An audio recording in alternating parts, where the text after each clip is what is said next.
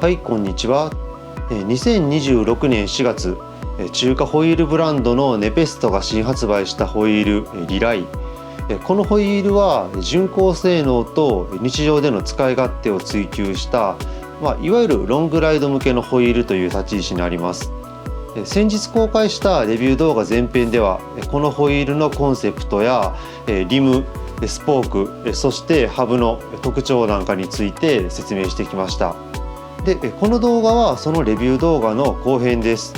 このホイールの実装テストを行ってその乗り味をチェックするとともにネペストの他の製品マウイとかノバと比べたこのホイールの特徴について解説していこうと思います。じゃあまずこのホイールにタイヤを取り付けていきます。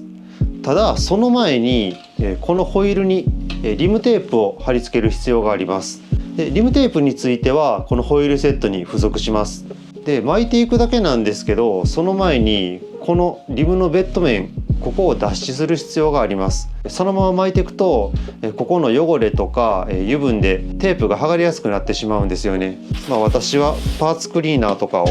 薄く吹きつけてウエスでここを拭いてます。ネペストの場合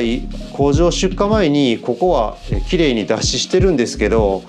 それでも保管中とか輸送中、どうしても汚れがつくこともありますし、テープを貼る直前にもう一回脱脂清掃してやる方がいいと思います。こんな感じにね結構汚れがつきます。多分このリムをドリリングした時の切りくずの粉とかがどうしても出てきてしまったものだとは思うんですけど、やっぱり拭いておく方が確実ですね。で、次にテープを巻いていきます。でテープについてはネペスト付属のテープは結構厚手なんで、一周巻きで大丈夫かなと思います。このバルブ穴の付近から巻いていきます。巻き方のコツはしっかりテンションをかけてテープを引っ張りながら貼り付けていくことですね。ここが甘いとなんかシワになってしまったり浮いてしまったりします。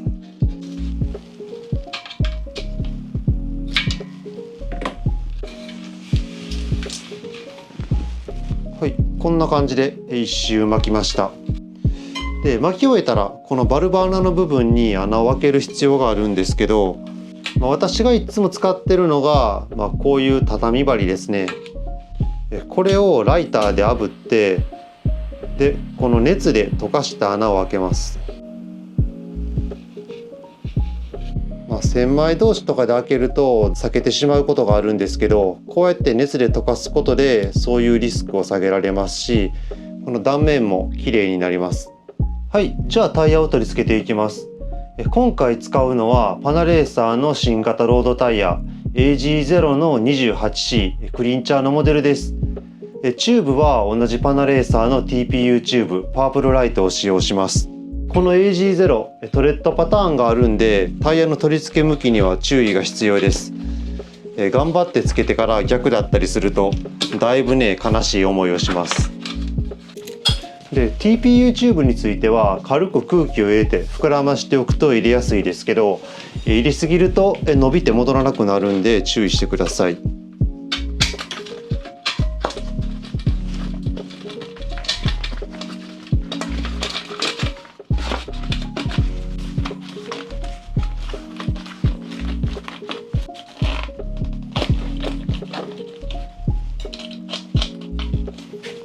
こんな感じです。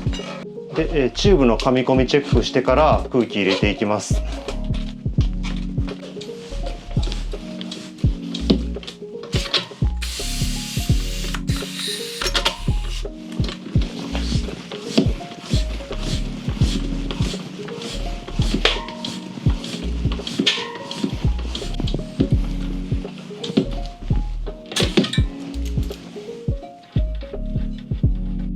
ということでタイヤの取り付けが完了しました。でこの AG028C なんですがリライのリムが内幅 24mm なんで実測幅はもうちょっと太くなってると思います。で現在空気圧を4気圧入れた状態ですけど実測の幅を測ってみるとだいたい30ミリぐらいですね。やっぱり交渉 28mm よりかは少し太めになっています。ちなみにリムの外幅自体は 33mm あるんで、タイヤよりもリムの方が広い状態ですね。こういう断面形状、空力的にはかなり好ましいです。じゃあね、私のバイクスーパー6エーボにネペストのリライ46を取り付けてみました。ホイールのロゴはこんな感じにバルブを真下にすると斜めに配置されるようになってます。ロゴはね、肉眼で見ると結構光の当たり方によって文字が浮き上がってきたりするような感じです。スポークが幅 5.2mm のエアロ形状なんで、そこの存在感は割と感じますね。で、バイクを左右裏返すとこんな感じです。今回付属のネペストロゴのデカールをホイールの片面だけに貼り付けたんですけど、こちらが白いデカールを貼り付けた側になります。ただ元のロゴに合わせて綺麗に貼るのはなかなか難しかったですね。よく見るとちょっとずれてます。落ち着いた雰囲気だったレーザーマーキングに比べるとネペストのロゴが強調されて、すごいレース機材みたいな雰囲気になりますね。レース系の塗装が派手なフレームに取り付けるんだったらこっちの方が合うかもしれません。今回は合計 300km の実装テストを行いました。タイヤの実測幅が 30mm ということで、タイヤの空気圧は 4.1 気圧に設定して走り出しました。乗り心地についてはそんなに良くないと思いました。荒れた路面ではそれなりにゴツゴツした衝撃が伝わってきます。ホイールの剛性感についてなんですが、太いカーボンスポークから想像されるようなガチガチの光合成ホイールではないですね。適度にためがあって踏みやすいです。巡航とか一定ペースでの緩斜面のヒルクライムが気持ちいい感じのホイールです。扱いやすくて進むホイールだなと思います。リムの内幅が 24mm あってタイヤもワイドになるおかげで接地感は良好です。28C のタイヤとはいえ実質的にタイヤ幅が 30mm、 ハンドリングも安定していて路面状況が悪い場所でもストレスなく走れます。そしてこのリライが重視しているという巡航性能について、実際乗ってみるとなんか妙にスピードに乗るんですよね。もしかするとフロントスポークが18本と少なくって空力的に有利なんが原因かもしれません。一方でリアホイールのスポークは多くって駆動効率がいいのもこの巡航性の高さに影響してるんじゃないかなと思いました。他に気になったのはリムの重量ですね。結構中華系のブランドのホイールってリムの重量を限界まで軽量化するんですけど、このリライのリム 46mm ハイトで重量 400g あります。マウイとかノバが 370g とか 380g とかそれぐらいの重量なのに比べると少しだけ重いんですが、この重さが剛性面でも感性っていう面でも有利に働いているように思います。さて次にバイクを変えて少し柔らかめのフレームである第4世代のスーパー6エボハイモッドに装着しました。すると最初硬いと感じていた乗り心地はだいぶ改善されました。ただ一方でグッと進むような踏み心地は少し薄れてしまいました。このフレーム、硬めのフレームとの相性がいいのかもしれません。でせっかくなので同じネペストのノバ X との比較もしてみました。乗り心地の良さとか走りのスムーズさっていう点ではやっぱりノバの方が上ですね。軽量なリムと極細のカーボンスポークで快適性自体はやはりノバの方が高いです。ただノバは急斜面でのダンシングとかスプリントといった大パワーが苦手で、私の体重がだいたい70キロと重めなのも原因の一つではあるんですが、こういうホイールに大きな力がかかる時に受け止めきれずに腰砕けになってしまうことがあります。そのノバに比べてリライのスポークは太いしリムも少し重いです。でもその分大入力を受け止めるって意味では有利かなと思いました。ネペスト自体はレースには軽量なノバが、平地のサイクリングや普段使いにはリライが向いていると言ってたんですが、両方乗ってみた感じでは高強度の乗り方をするならむしろリライの方が向いているように感じました。それでは300キロ走行後のホイールの横振れとスポークテンションを見ていきます。ホイールの振れに関しては前輪はほとんどなし 0.2mm 未満でした。一方で後輪は若干触れていましたが、それでも触れの大きさは 0.4mm 以下でした。次にスポークテンションです。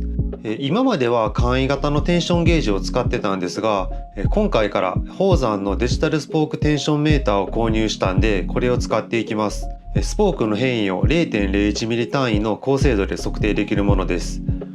ただカーボンスポークのテンション換算表がないので、メモリの読み取り値をそのままプロットしていきました。で結果はこんな感じです。まず驚いたのが左右のテンションが均一なことですね。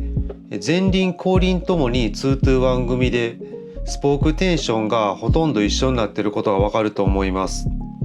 またホイール一周にわたってスポークテンションのばらつきも少なかったです。そしてリライはフロントホイールが18本スポーク、リアホイールが24本スポークなんですけど、スポークテンションとしては同程度に貼ってあるみたいです。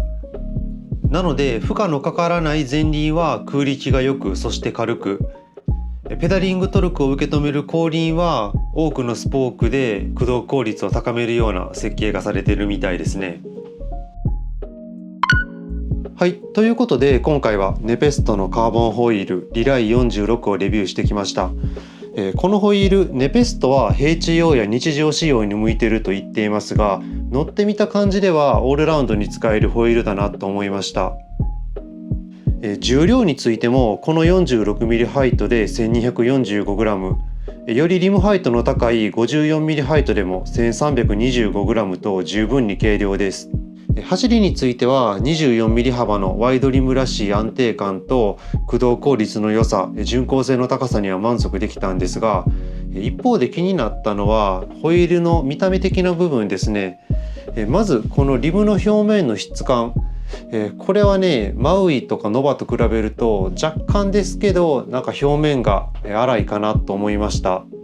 あとこの 5mm 幅の扁平スポーク、これがね結構視覚的にうるさくってバイクに取り付けるとちょっとけばい印象があります。このスポーク自体は根元の径が 2.2mm で真ん中だけエアロに 5.2mm に扁平されてるんですけど、これ太さが一緒で扁平率が違うスポークが何種類かあるんですよね。なので好みとしてはもうちょっとこの幅の狭いスポークの方がいいかなと思いました。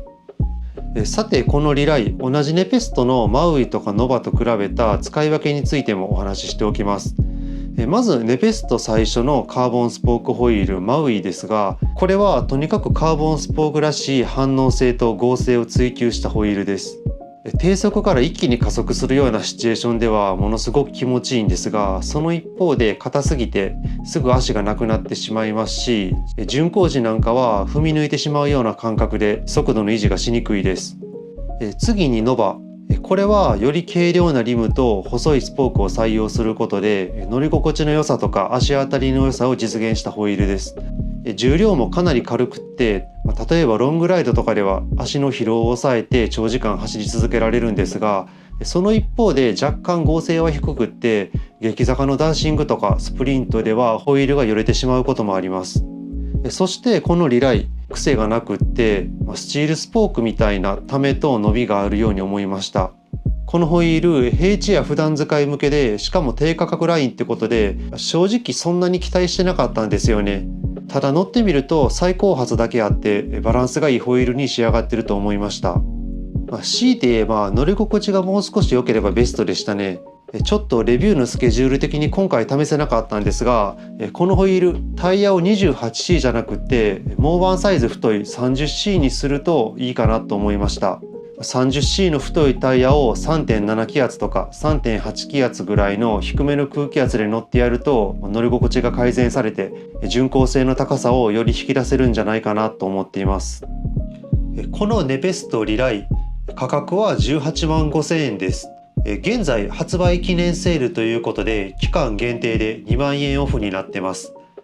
さらにここにこちらのクーポンコードを入力することで追加で 8% オフになります。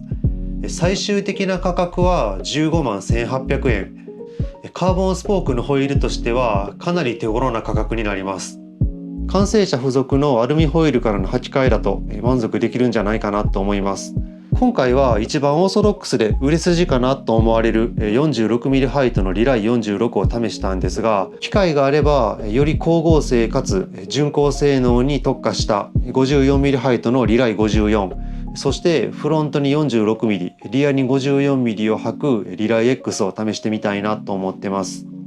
ということで今回のレビューは以上です。このチャンネルでは他にもホイールとかバイク、機材のレビューしていきますんで、もし気に入っていただけましたら高評価とチャンネル登録よろしくお願いします。それでは最後までご視聴ありがとうございました。